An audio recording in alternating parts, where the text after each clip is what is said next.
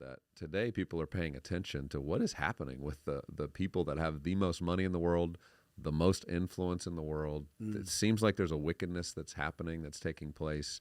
We know the enemy's behind it, so it's not as easy as just blaming like there's this one person here and this person there. But there does seem to be a spirit that's moving in that's about how do we control populations? Yeah. How do we surveil their activity? How do we control the money? We're seeing a hypersexualization. We're seeing pedophilia. We're seeing the Epsteins of the world, the Diddy's of the world. I mean, these are the things now coming out. There's a great exposure. The light's being shined on this. So when you talk about revolution, I think it's important to define like what's the revolution right now? What do you believe we're revolting against? And then how as Christians are we supposed to revolt? Yes. Super great question. And there's a lot of angles. Let's talk about Skillet first, the album Revolution. Yep. The album Revolution, for anybody that hasn't seen the cover, I'm holding a flag. It says Skillet. And then I put a Bible verse, a Bible reference on the flag. 1 Corinthians 13:13. And that scripture says, but these things remain, faith, hope, love, the greatest is love. I put that on there so that everybody understands that the revolution I'm talking about on the record is not political. It is, God forbid, militaristic. It is not violent. There is none of that. We're not wanting to burn anything to the ground. That's why I put the scripture reference that everybody knows up in here. This is a revolution of love. It's a spiritual revolution. It's a spiritual awakening, I hope. The reason I did it for the record is because as much as I talk about politics and I love politics, I mainly love political philosophy. I do enjoy politics as well, if you will. But as much as I talk about those things, even if everything I wanted happened, the person I'm voting for president, the people I want in the Senate, the people I want in the House, even if they get all those things, that does not save America. We are all, because people's hearts aren't changed. So I have kind of an amalgam of these things you hear people say. I hear a lot of people say, you can't legislate morality, quit being about politics. And that, of course, is a statement that has a lot of different meanings that is actually not true. Right. Of course, we legislate morality. You can't go steal your neighbor's house, right? We legislate it. But I do understand what they mean. To their point, you can't force somebody to love righteousness. Yes, of course, that's absolutely true. And so what we see is this. Even if I vote all the people in and they all get in and they try to do something by law, we have a problem. I don't know if this is correct, so people go do your own research, but my point is something like 52% of women who call themselves Republicans prefer Roe v. Wade to what we are in now. And I think men's probably similar. I can't remember the actual thing. Well, that means we have a problem. You know what I mean? Even if you get everybody you want in, what we have is a problem of we don't actually hate this like we say we do.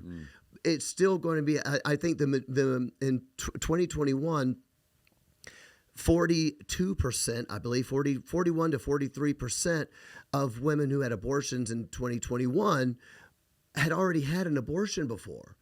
And so, and a majority, approaching 60% of women who had abortions in 2021 already have a living child. They've already given birth to a child that is alive, that they have either raised or has been adopted, etc.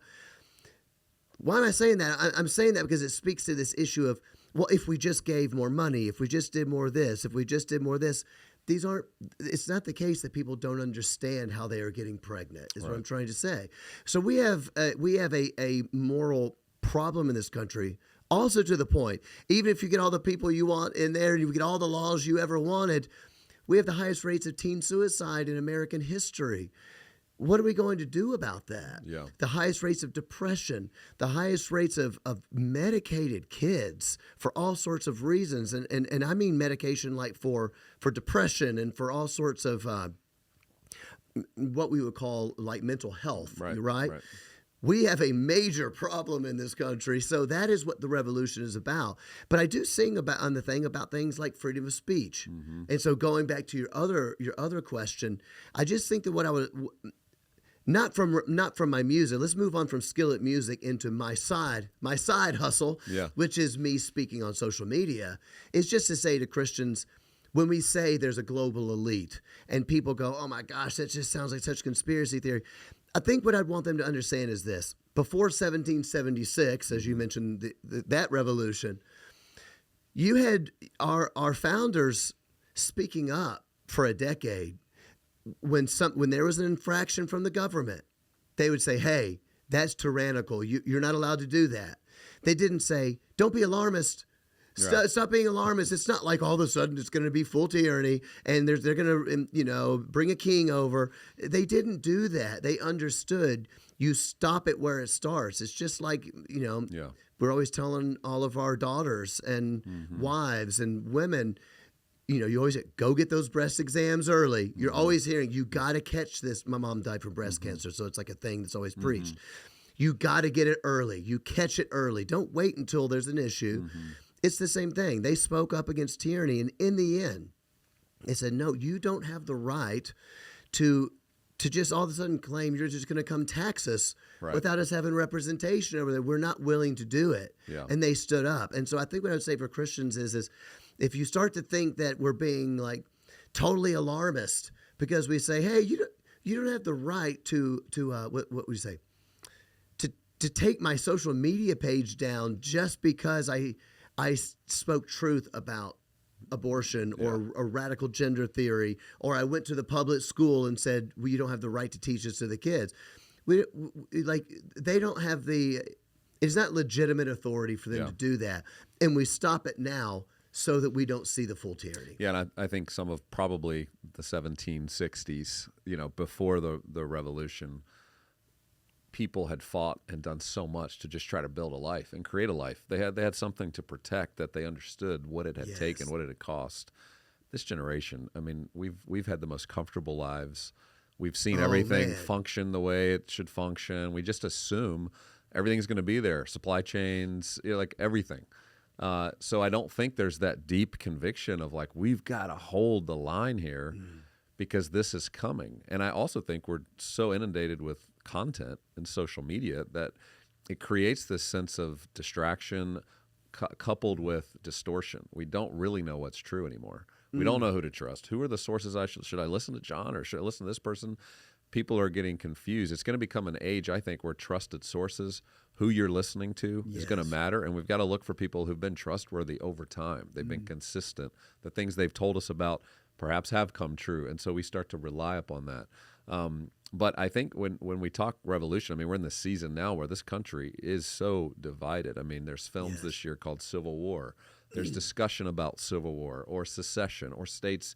I mean, that kind of just getting into your political framework, not the Skillet framework. But when you think about politics and you think about where this country's headed and you hear things like Civil War and that usually means kinetic. It means physical bearing of arms, like people attacking, violence, right? So for the Christian, how would you encourage Christians if that kind of rhetoric starts to heat up and there's more and more discussion like that because things, let's say over the next few years, get really tough?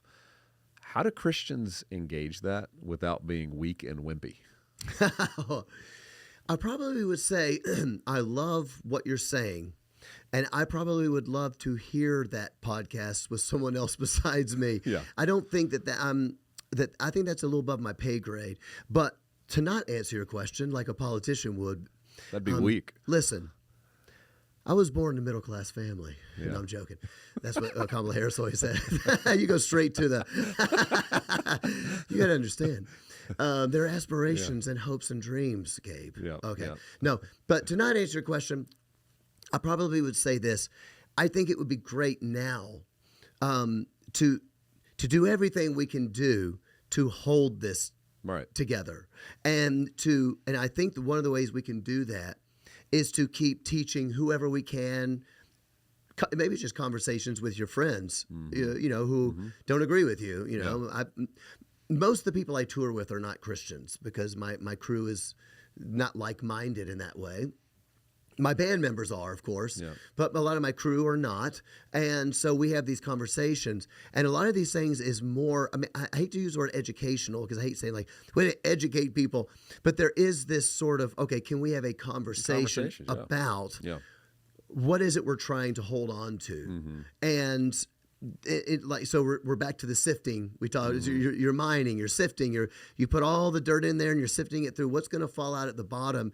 And could we agree that the principles of America are worth holding on to? I did a podcast recently with somebody.